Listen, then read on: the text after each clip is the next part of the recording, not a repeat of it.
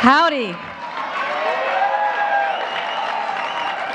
So happy to be here.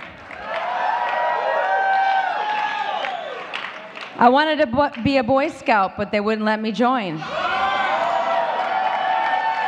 I think that's fucked up. I can build a fire. I know how to pitch a tent. I have a very good sense of direction. I can rescue kittens from trees.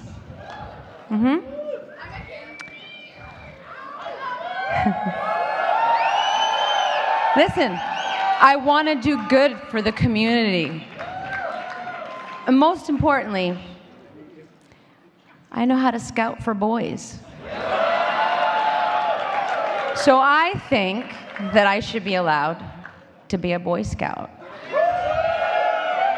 And I think they should change their stupid rules. Don't you? Yeah?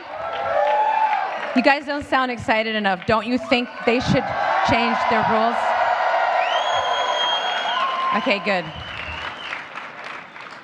All right, so you may sit down. Please relax.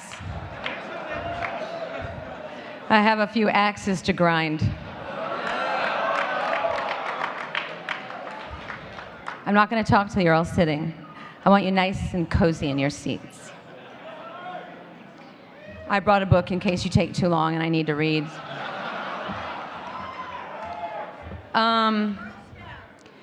Well, I was a Girl Scout, but I got kicked out. And you want to know why? Because my skirt was too short and I never sold enough cookies. I ate the cookies.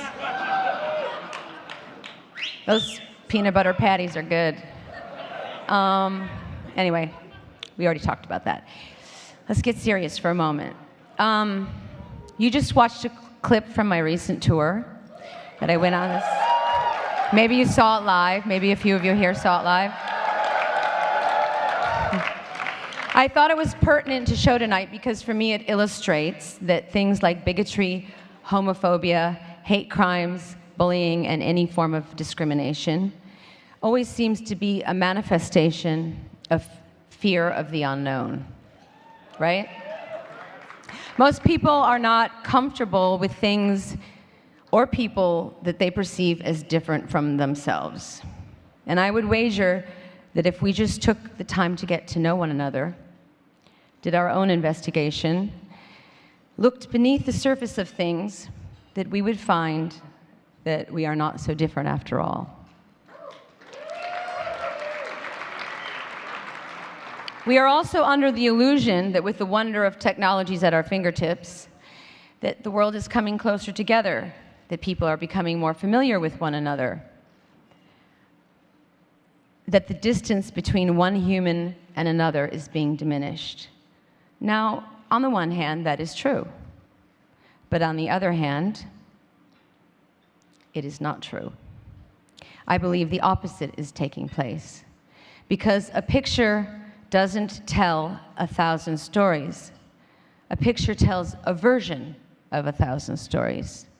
And this supposed intimacy that we think we are gaining is false. It is unearned. It is a trick.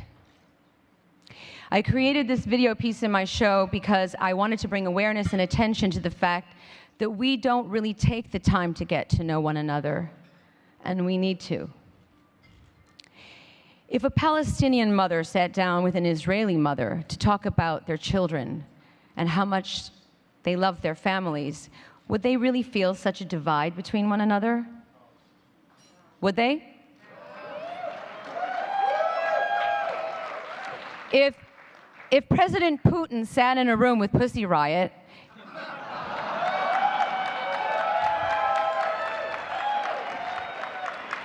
he'd probably want to fuck all of them, but anyways.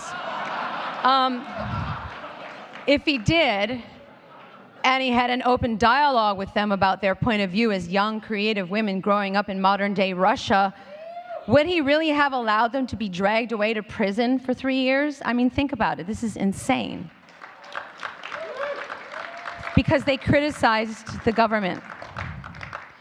And if this newly religious government in St. Petersburg sat down with the 85 men who were arrested before and after my show for being openly gay and asked them about their hopes and dreams for the future, really listened to them, would they be in jail right now? Would I have received death threats? Would I be fighting a lawsuit for $1 million for openly supporting the gay community in Russia?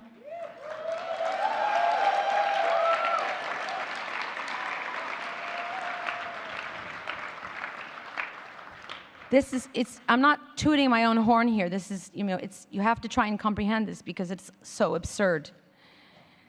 All in the name of God. What did Jesus teach? It's in all the holy books. Love thy neighbor as thyself.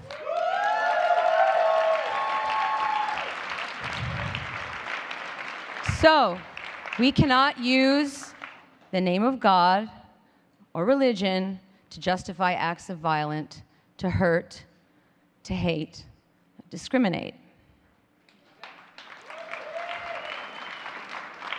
I think you get my point of view, and I realize that everyone in this room is pretty much on the same page as me. But anyone out there sitting on a fence still? A sharp fence, I hope. I hope you're listening. When I think about young kids today in America who are being bullied and tortured, who are taking their own lives because they feel alone and judged, outcasts and misunderstood, I want to sit down and cry a river of tears. 7 of those kids were featured in this video that I showed you. I have teenagers of my own now, and the idea of them or any young person experiencing that kind of pain is unfathomable to me. It's an atrocity to me. I don't accept it.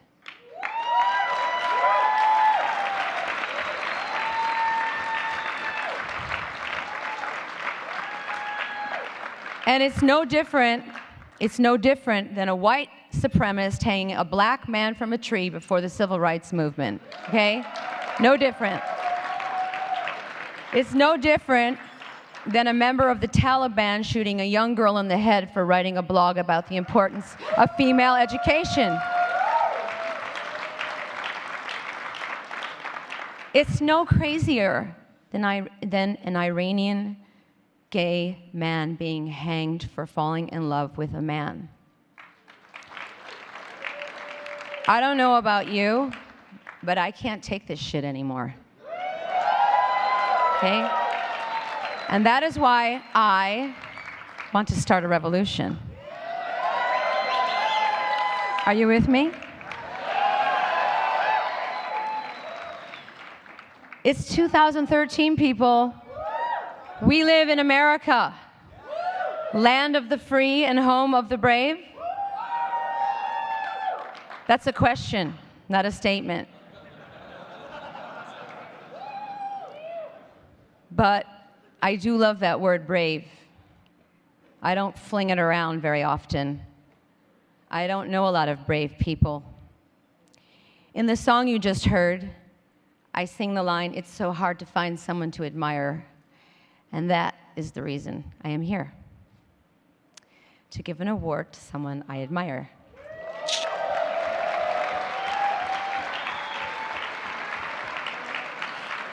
To acknowledge someone who is brave, someone who has made a difference in the world by promoting equality and giving a voice to the LGBT community. I am here to honor you, Anderson Cooper.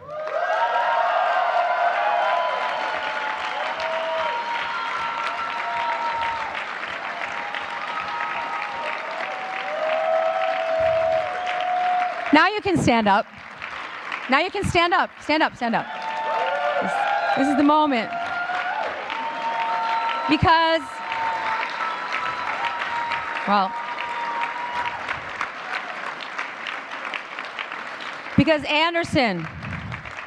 Wait, move over a little bit, because I need to look at his beautiful blue eyes. Say hi. You are not afraid to stick your neck out. Take it on the chin. You stand up for the rights of others, and you say, this is who I am, like it or not, love me or leave me, but I'm never gonna stop. Now, sorry to quote another one of my songs, but you do like my music, right? Yeah. Yeah, I thought so. I did see you in the front row at Yankee Stadium and the Stade de France and Madison Square Garden. No, we don't have to talk about that right now. Okay. Anderson, you're intelligent. You're gorgeous. You look great in a suit. Shh, don't talk. This is the blowing smoke up the ass part. I wrote this, though. Nobody wrote my copy, okay? No one can write my copy. Okay.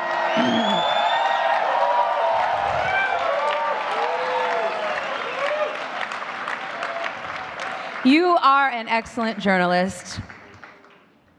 You have the most beautiful blue eyes I've ever seen. And half of America is in love with you. Maybe more than half. But the reason that I love you is because you are a freedom fighter. You are a badass motherfucker.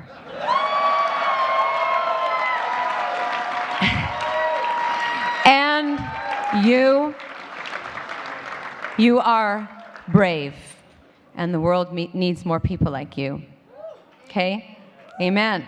So, I think you and me need to start a revolution together, but we're going to hammer out the details of that later.